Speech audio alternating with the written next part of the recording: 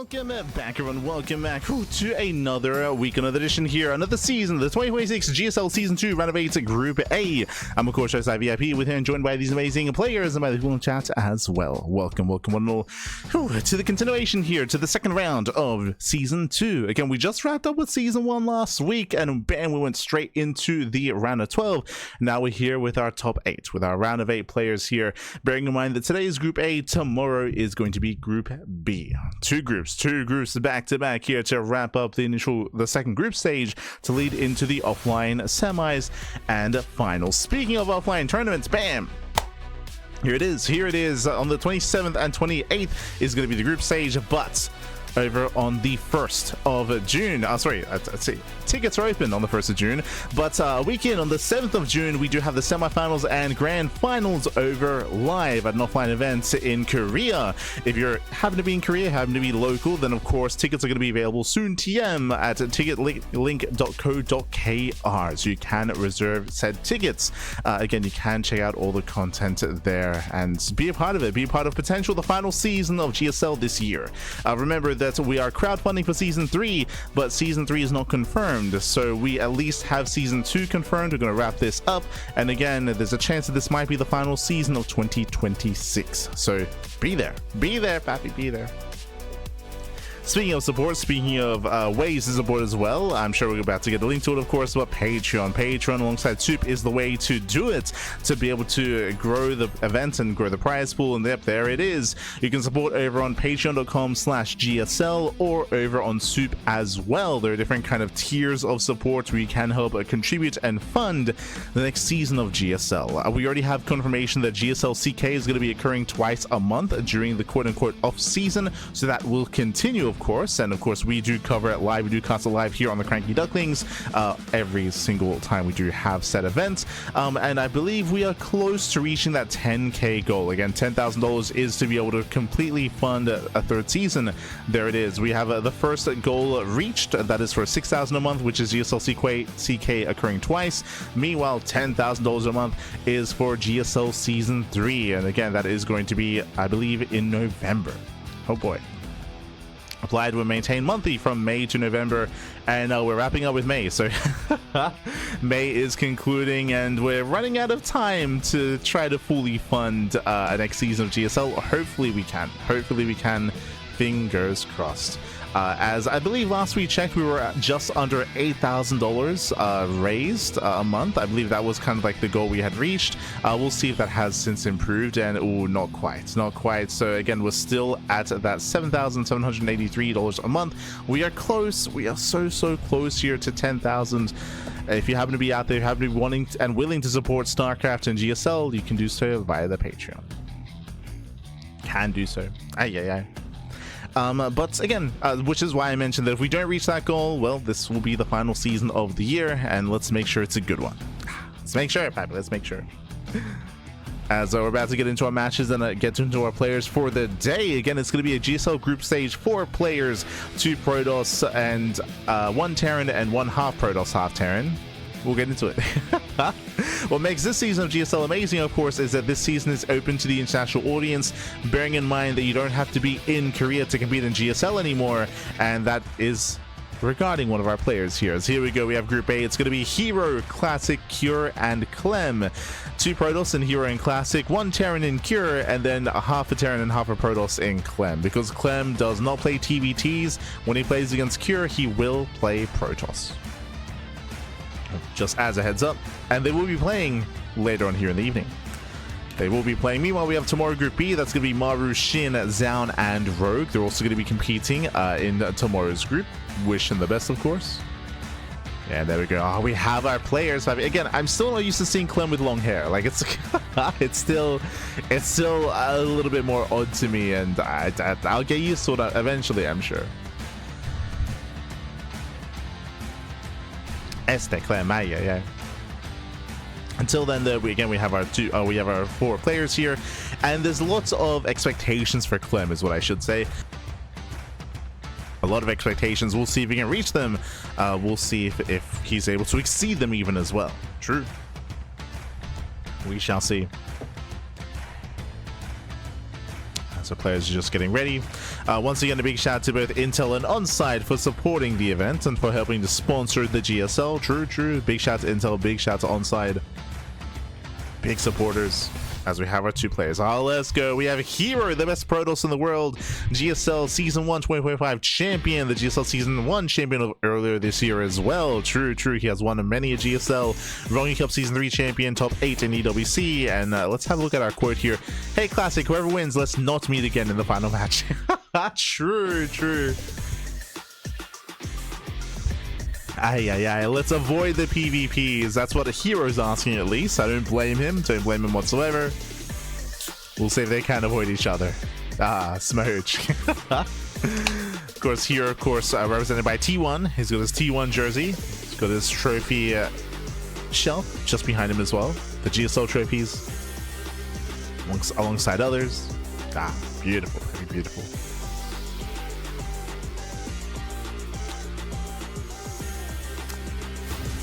As up against him, we do have his opponents, the South Korean Protoss player, Classic for Virtus Pro. Of course, he did come as the runner-up in EWC last year. He got top 4 in GSL Season 1. From last year, he won first place in GSL Season 2 of last year, and then the top 8 last season. Looking at the quotes here, don't claim it all yourself, but let me have a win. No. Classic has had a bit of a shaky season. This year has been a little bit shakier when it comes to premier events. Regarding RSL, Classic is already out. He's already out of RSL, and can he have a deeper run here in GSL as we have our vetoes? Game 1 is going to be on the Old Republic, Game 2 Tourmaline, Game 3 Winter Madness. When it comes to these two players, we expect hyper-aggression, non-stop all-ins, cheese, proxies, in each other's faces non-stop, and for macro games to be a rare sight. And based on the vetoes here, we're still expecting a lot of aggression, of course. In the mirror matchup, vetoes, they matter a little bit less. In PvP, there is an important feature when it comes to a ramp coming into the natural, but there is no ramp into the natural base in either of these maps. Let's jump on it. And spawning in the top right-hand corner of the Old Republic, we have the blue Protoss. For T1, it is herO. In the left-hand corner, we have the South Korean Protoss player for Virtus Pro. It is Classic. We barely got it in, Babby, barely. Oh, they moved the cameras. Oh, interesting. Yeah, so compared to the previous week, cameras are now top left instead of bottom right, which means we have actually made some room for logos. So if you recall, the tournament logos, the sponsor logos used to be on the left-hand side next to the minimap. So we've kind of moved some things around here. The overlays have been updated, which means I can no longer, show this stuff, templates. Sorry, the overlay. As I'm covering the overlays, the logo, the sponsor logo, I should say. I see. Interesting is what I will say. Interesting placement of the cameras. It's something that's unique, and I guess we'll get used to it. Hopefully it doesn't interfere with anything, but it should be a decent placement for it. Yeah, also having them like stacked vertically also does help kind of signify who's where exactly. As hero's on top, Classic's on bottom when it comes to spawn locations. Regardless, let's jump in. Let us jump in. For the time being, we have a gate cyber expand at a herO. herO cutting corners already, not going for a 2-gate opener. Meanwhile, Classic is. So Classic going for a standard 2-gate opener himself, and he may respond with an all-in as herO's cutting corners. So very greedy play at a herO. herO going gate into Zealot, into attempted Nexus. Classic is here to pylon block to force out the first Zealot. So basically, hero's being as greedy as possible, but that greed is being stifled a little bit here by that probe to make sure that the Zealot is made. Adepts are on the way, and again, herO wants to expand. Ooh, is forced to go Stargate before Nexus, and Classic will confirm. So big scout for Classic. Oh, there's that pylon block. Once again, delaying the economy. herO, he wanted to expand his force to throw down a pylon. Yeah, forced to get a pylon. He's got the money for it. And there it is. There is the expand. So again, herO being very greedy this game.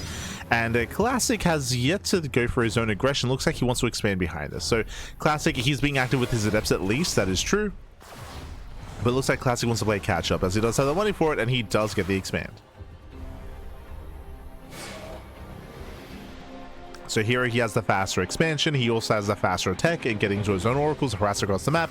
On the flip side, Classic has a higher gateway army. He's got 2, now 4 adepts.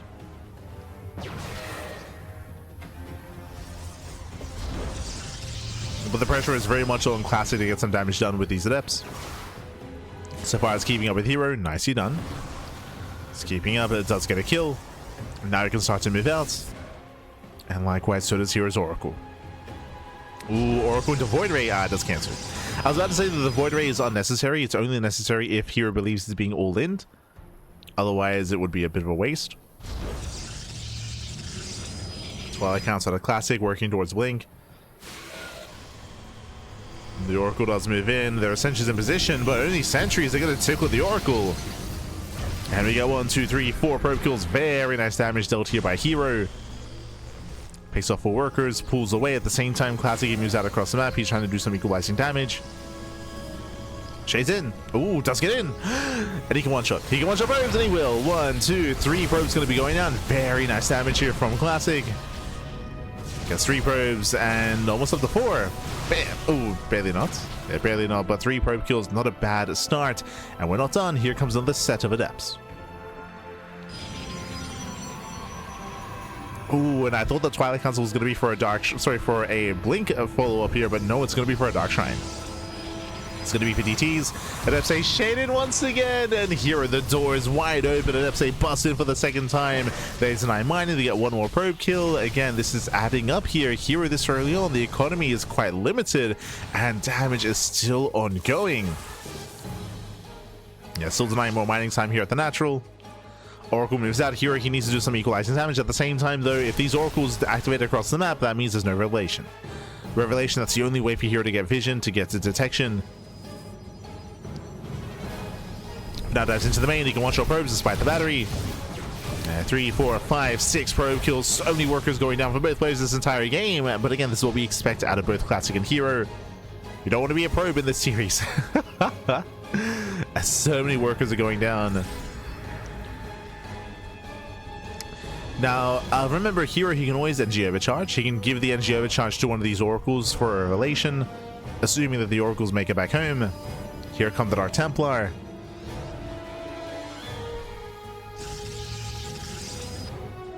And we'll see if those revelations are going to be ready. Oh, does he scout the tech? No, he does not. Barely not. Dark Templar, they're waddling in. herO, does he notice? No, he's spending energy on the stasis trap. No. Does have the overcharge. There it is. There's the first revelation. Gets 1. And there's 1 DT left. It backs off. Wow. And with that, herO, he holds. He defends. Classic, he is hurting here. Remember, Classic gets to sustain all these losses, and he's trying to do some counter damage. Now, Blink should be another timing available here for Classic, where he has Blink over herO. And he's pushing. Yeah, you can see he's moving out. He's pushing towards that third expansion. Massing up his stalkers. We have a DT looking to hit the right hand side at the same time. And is here going to be distracted? Stalkers, they move in. You're forced to engage. Void Ray is going to be focused down. There's no battery. Revelation on the main army, which means no revelation for the DT. Yeah, DT gets in. Wow, Dark Templar gets in. The herO, the oracles are being focused down. No, he loses 1. There's 1 oracle left. Una más, papi, una más. This is going to get a hand. Becoming critical damage. There's that revelation. Takes on the Dark Templar. That's still 10 probes going down. Crazy damage for 1 Dark Templar. Again, if herO had lost that second oracle, I mean, that could have been game. That could have been game then and there, as he just has the 1 oracle remaining.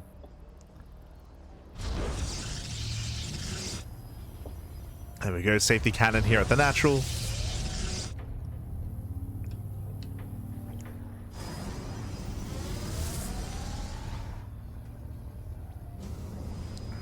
Getting safety cannon. So because they pick in. Oh.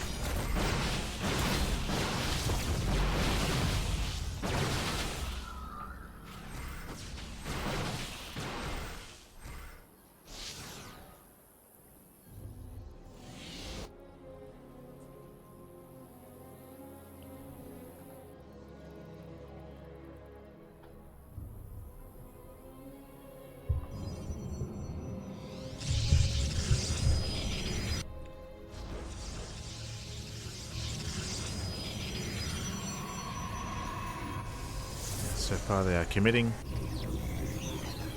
Likewise, fourth base now being there for Classic. I did mention earlier that I didn't really expect to see any kind of mid-game play between these two players the entire series, but no, I'm being proven wrong here. We actually are entering the mid-game.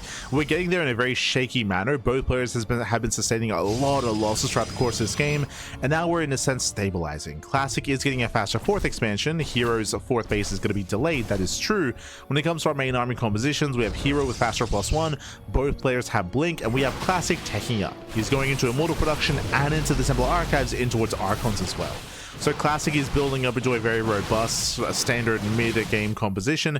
Meanwhile, herO across the map, he's sticking to a more Gateway Stalker heavy composition instead.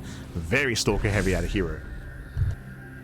I would argue that herO's composition that he's building up does not scale too well into a longer game. I would say that Classic's army composition with Charge, Immortals, and Archons is a lot more efficient as the game progresses and as we start to max out. I would say that herO's on the timer. I think he's going to have a timing here with +2. That's true. He can hit that timing and hit with that upgrade. And I feel like herO needs to focus and fix at everything on that +2 timing.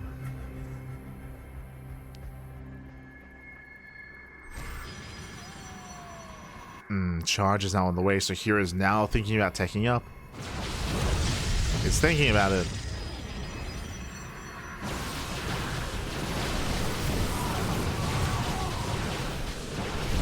Moves in.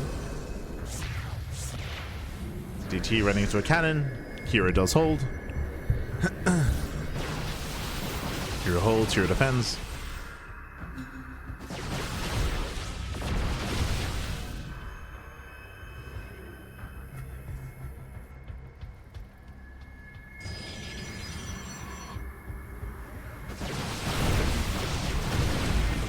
So Zuni tries to move in, not quite able to.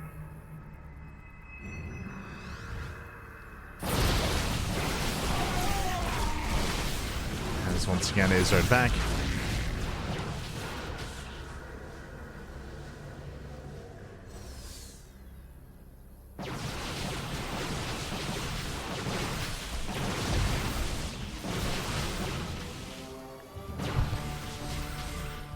And now we're building up more Immortals. Like, again, I'm concerned for herO here. Like, sure, he's building up a high Stalker gun, but he has to dive soon. Just nibbling away at those Zealots. Trying to gain ground. Same time, Classic going for his own cannon attack. Here comes that second Immortal. Plenty of cannons though. Okay. Not bad. Here he defends the cannons with cannons with batteries.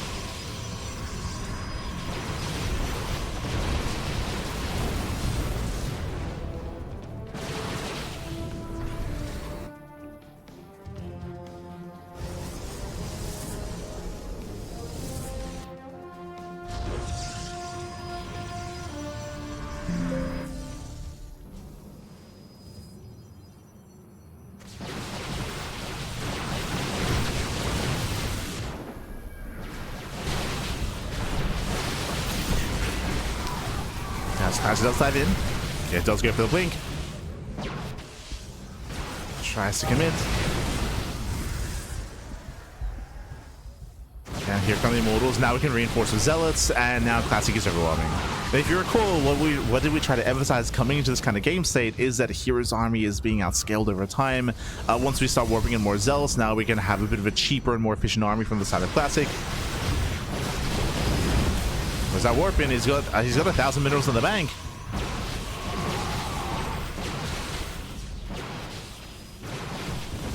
Yeah, we're still holding on to it. There we go. There's a warp in. Is delayed though. Did miss a warp in. You're still keeping up.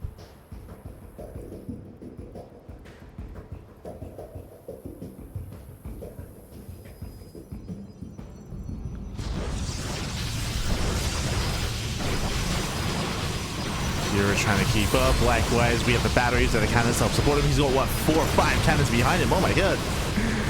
Does have his cannons. And so far, nice pickoffs. It takes down both Immortals. Massive pickoffs here in favor of herO. Classic is holding on to those Zealots. Yeah, still holding on. Another Immortal has arrived. Base out of her stasis. You're panicking a little bit. Oh, better trades here. It takes down what, 5 stalkers? Oh my god. Here it takes down a decent chunk of stalkers. And what's the point with the Zell? So we go for a counterattack. Do we collapse on the army? And now he's moving in. I see he thinks about it. Doesn't commit yet.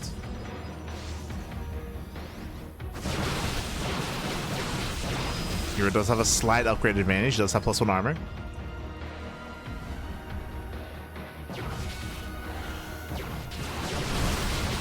Does have the armor upgrade. Still being turned away.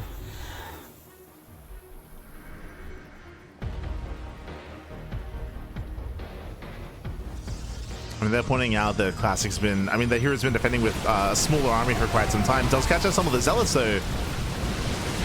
Yeah, does try to. That's a lot of Zealots getting caught out. They all go down before the Stalkers are able to engage. Yeah, rough trade for Classic. Very rough. You can see there are 11 Zealots who are caught. Oof. Classic, he needed them for the main fight. Does give chase. Once again, catching out here at the same time. herO going for his own Zealot counterattack. It has been impressive that hero's been able to defend and out control in a sense and be able to out trade despite having such a small army. Can he keep it up? Recalls down, cooldown. Oh, bit of miscontrol. Some messy micro here, but now he's building up to what, 4 immortals. Zealot's overwhelmed. Remember, herO still has that upgrade advantage.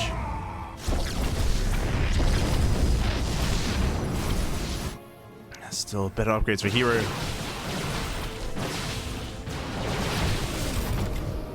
Now getting it to +2 armor. Not bad. Distracting Classic.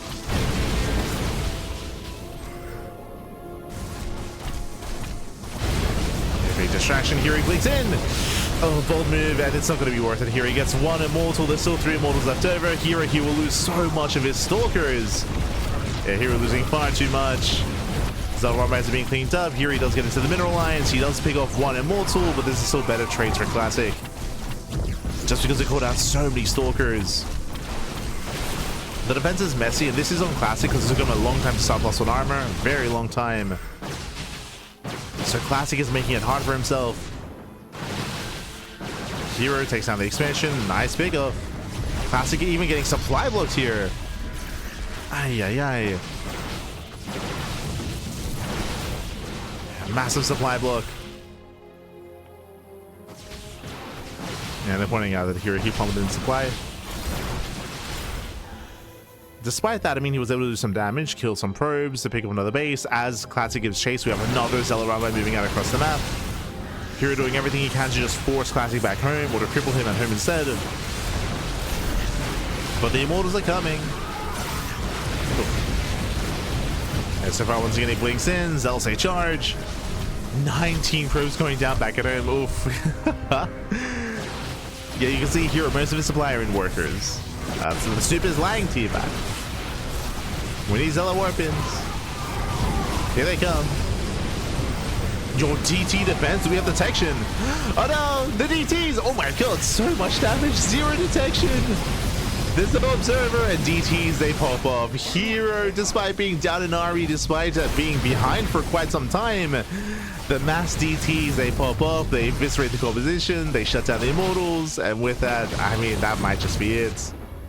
Remember, Classic, he has no economy. That push was meant to end the game. That push should have ended the game. But without detection, herO holds.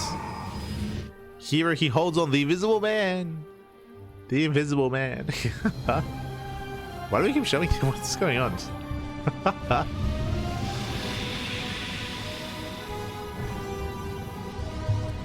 Yeah, now herO has a massive economy. 68 workers. Classic, this is all that he has left. Bleeds out the prism, no more reinforcements, and Classic, he will lose everything. GG gets called, and herO, he brings it back. Ay, ay, ay. And herO takes game number 1. GG. GG, well played. Again, Classic, he was in a better position. He had the larger army. Classic, he was supposed to be in a more dominant situation there to be able to break on through, take the fight, and push into the bases. herO did an amazing job when it came to microing and defending with what little he had, and eventually the Zelaron buys proved to be too much. They got into mineral lines, they broke the expansions, they did far too much across the map, and with that, GG.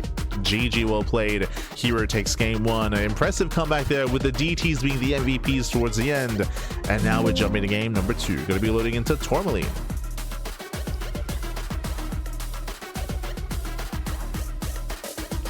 we go. Going to be loading into Tourmaline here for game 2. A much smaller map of the map. Well, smaller map, aggression is more favored here, and we'll see if herO can close it out here and now, or if Classic can fight back.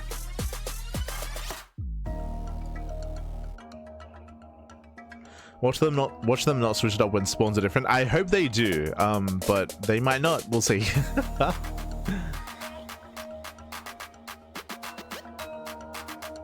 See in the chat, insane group. It is a pretty insane group. I would say that this group is more difficult than the other group, unfortunately, but it's also because Classic came second in this group. That's why, if you recall. But here we go. In the top right hand corner of Tourmaline, we have the blue Protoss player. For T1, it is herO. And spawning in the bottom hand corner, we have a Virtus Pro Classic.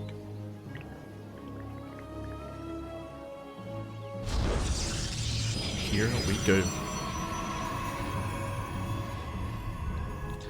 We are getting into game number 2 here. Again, herO does take a lead, and we'll see if he can close it out. But we are loading into Tourmaline, smaller map of the map pool. Last game, if you remember, herO did go for a hyper-aggressive build. Sorry, hyper-greedy build, I meant to say. Going for a faster expand, going for a faster attack, and going for a delayed second gateway. And he was able to get away with it, but we don't really expect to see that kind of build here. Not on Tourmaline. That does sound a little bit too ambitious.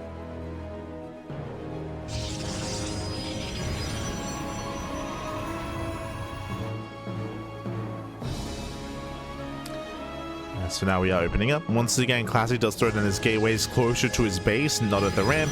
The purpose of this is it's technically more efficient. It means that your worker can actually go back to mining faster after throwing down the buildings.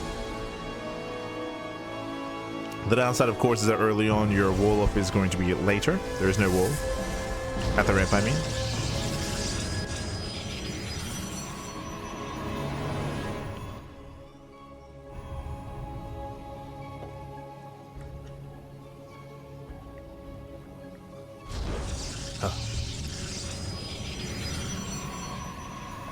So we have our player cams. Beautiful. We got our cams. We got our boys.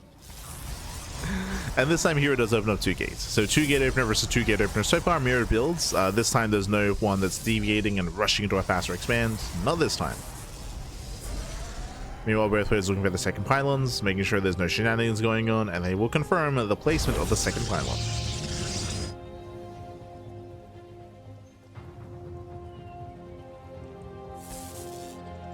To confirm.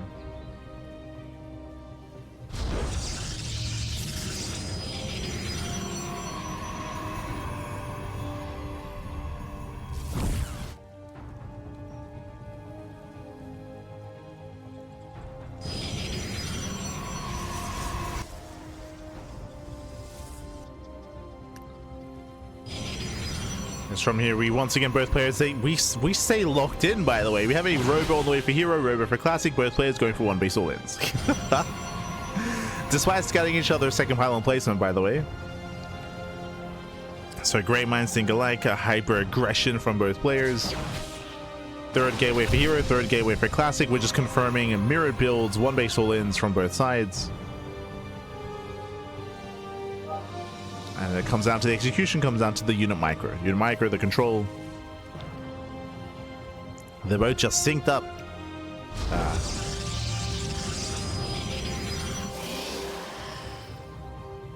As herO, never mind, the first to expand. Okay. herO, he flinches. He goes Observer first, the first to expand. And meanwhile, Classic going Prism first, he commits. So we have our roles here. Classic is going to be the aggressor, herO the defender. Oh, he gets gone. We're losing two. Ah, my god, that's too much. That's far too much here. 1, 2, 3 Stalkers go down. Heavy losses here for herO. This early on is brutal, and he cannot get away. Yeah, he cannot get away. He's racing back home, but again, Classic is going to give chase. He's chasing him down. Classic had the better trade. And herO is in trouble. 7 Stalkers to 4. Prism is out, so Classic can reinforce. He's pushing.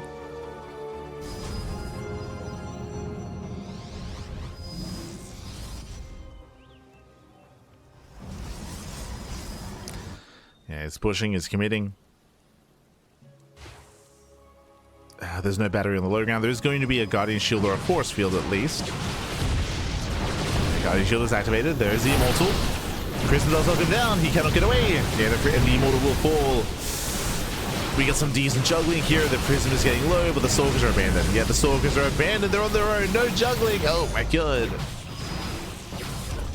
herO holds. Yeah, impressive hold out of herO. Basically, because of how many Stalkers he had, herO, he zoned away the War Prism. He zoned the Prism away. Classic initially had the higher Stalker counts, but he had to commit into focusing down the Immortal. Right, he had to commit. So he lost that Stalker advantage. Going into the main base, Prism does take a massive volley to the face. He wants a Prism. Oh, no! No, he gets it! Oh my god, the Prism goes down. GG gets called. The all-in fails, and herO will take the 2-0 and will advance on to the winners match. GG. Ay, ay, ay. GG, well played. Again, mirrored openers, mirrored builds, except Classic went for the all-in. herO went for a more defensive follow-up, but remember, herO had the same amount of gateways. He had the Rover, and he had defensive Immortals. Defensive Immortals, and they did do so much for herO there, as he was able to force commitments out of Classic. He was able to force Classic to spend his Stalkers to deal with that. As a result, Classic lost the Stalker lead. He didn't have enough to protect his Prism, and everything just snowballed out of control from there. GG. GG, well played. With that, herO, he will claim the initial series, and herO will advance on into the next round. Do we have winners interviews, or just for the I think we only have winners interviews for the winners matches and for the decider match as well. So if that's the case, we're going to be going to a short break. Going to be coming to a short break here, and when we come back, we'll have our next series. We will have Clem versus Cure. Yep, see you soon.